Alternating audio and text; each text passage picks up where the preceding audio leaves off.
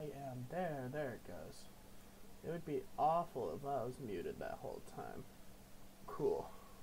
I'm gonna be just going over some advanced, ultimate economy and how to keep the +1. I'll be going over your match from last night and just be talking about a couple of things. Like the purpose of ults and how you can change the purpose of them to better win a fight. The X304. That's a 0. I think that's a O. Okay. WBX. Oh, that's a D? God, my monitor sucks. 4. Cool. This is from match last night. Ready for battle.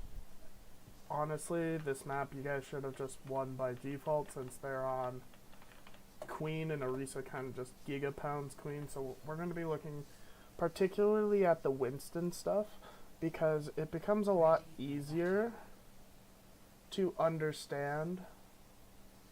Oh, we didn't play Winston here. Whatever. We're going to talk about ultimate economy and how it takes to build up ultimates and how to use ultimates. So, I'm going to pull up a previous VOD that I did with a previous team. And we're going to be looking at that first. Add onto you. Let's go there. Let's go. I was not prepared for this. YouTube Studio. Okay. Content. Live. We're going to go over. Let's look at.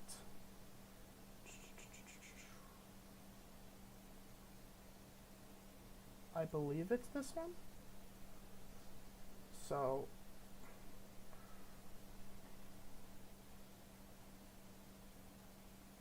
Give me Winston. You're supposed to take space and then. I lied. It's not this one.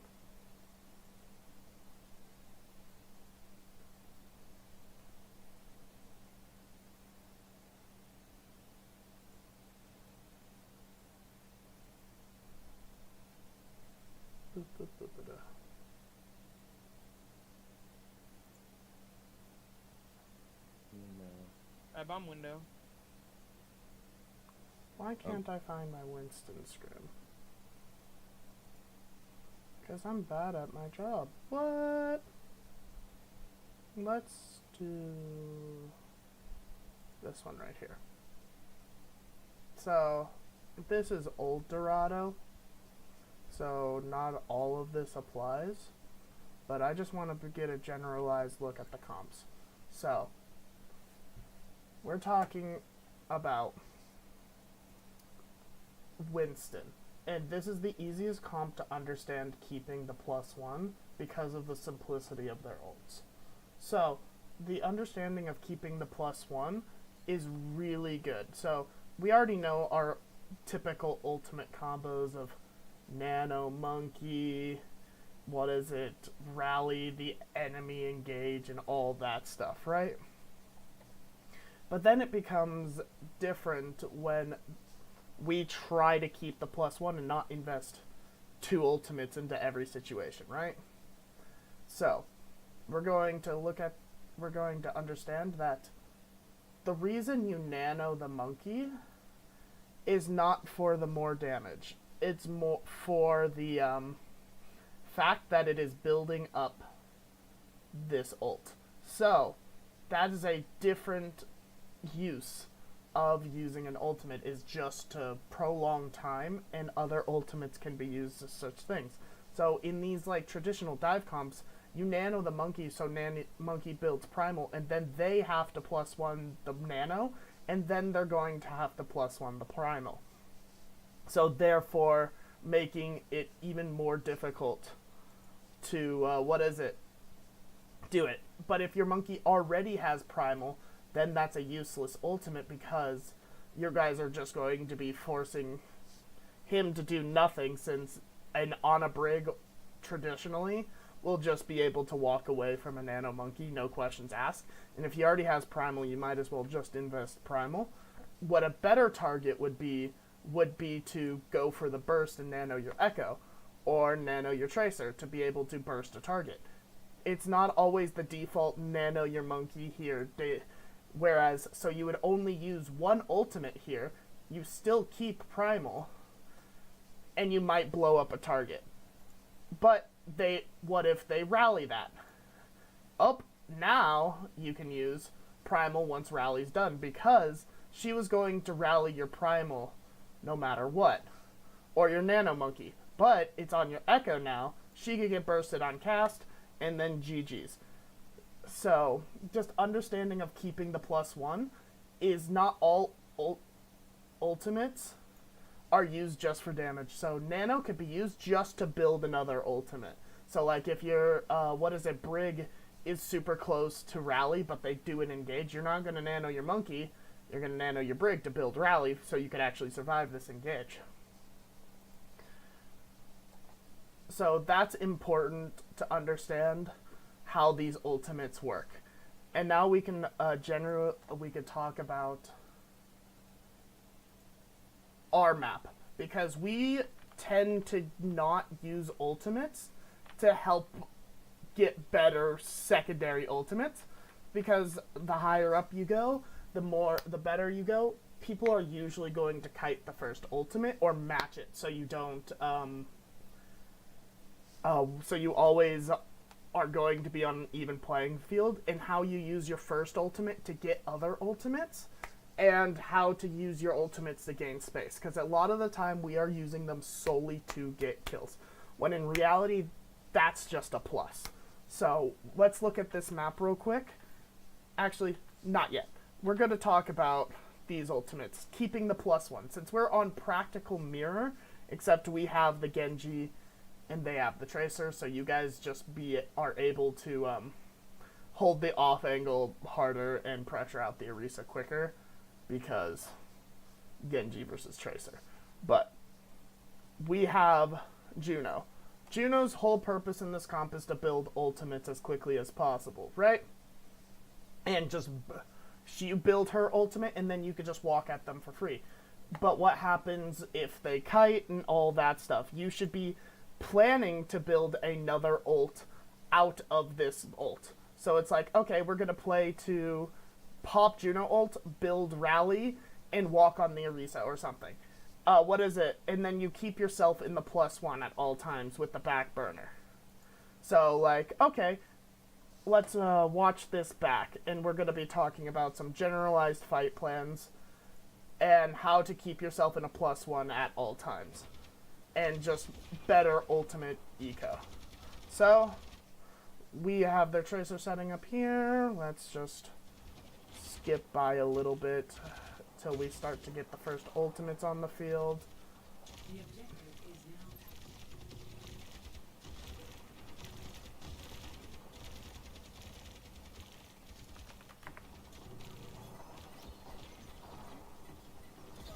now. Okay, we got a pick, so it doesn't necessarily matter since we got a pick, so we're in default advantage, so we should just walk on brig. But don't worry, Zombie's still over here for some reason, not brawling the enemy team, even though they have nothing to kill him. And then we walk forward. Okay, we're going to have sights on the field, which is a really not the best ultimate in the world to have a fight plan around. It's usually just match the other sites and try to aim to use them second when you're on defense, first when you're on offense, to try and bait them out first and walk forward. Kira is all the way over here, team's over here, so therefore there was either a miscommunication or something wild. Occasions maybe playing for a trade, but we have sights up, so you don't really necessarily need to play for the trade. You need to play for the sight lines and make them walk into you, because they're not going to walk ever since your sights are up.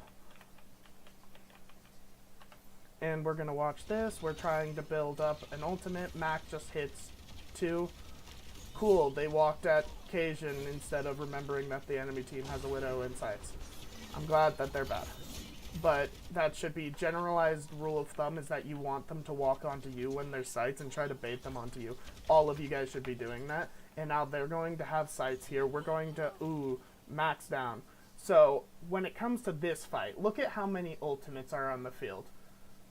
And we are in point advantage, so just being on defensive advantage always puts you at a natural +1 since you're in positional advantage, right? But now, you lost your Widow. So you can no longer play for sight lines, and you are now at +0. Meaning, you guys have to invest in ult and play fast, or else they'll default win this because they'll just pressure you down with it, because you can no longer play slow since your Widow is dead. So this fight, we should have been default calling, is that we need to play early with Juno ult. And then we can walk it. If they kite it, then we will Blade, Orisa second, Blade third. And try to save Rally for next in the +1 battle, right? Because they're going to probably use this. Either they're going to die, or they're going to kite it, and then they're going to push back in with either their own, and then we can match it with Rally or whatever. This is going to be more of a decision, not plan around. And they're going to walk back in. You're going to slow down their walk, and you guys are just playing to slow them down in match ultimates, because you guys are going to be in the natural +1 if you are 5v5. So make them ult first and match it, so you'll always be an advantage, since if they ult first, or this is in the 5v5 situation, you want them to ult first, but since you're in a 4v5 and positional advantage, you're at a 0.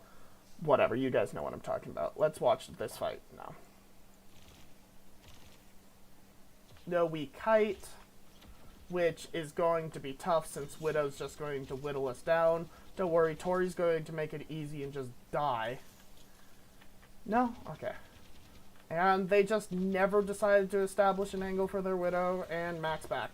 So, we should just walk in with an ult. Yep, just blow up the tank. GG's. They just never chose to walk.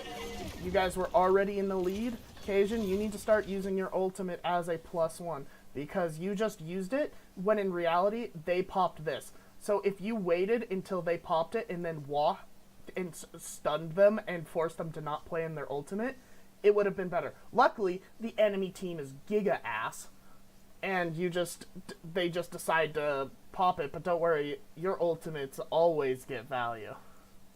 Let's watch. And then we've used 2 ultimates to their 2. And don't worry, their Orisa's worse. Cool.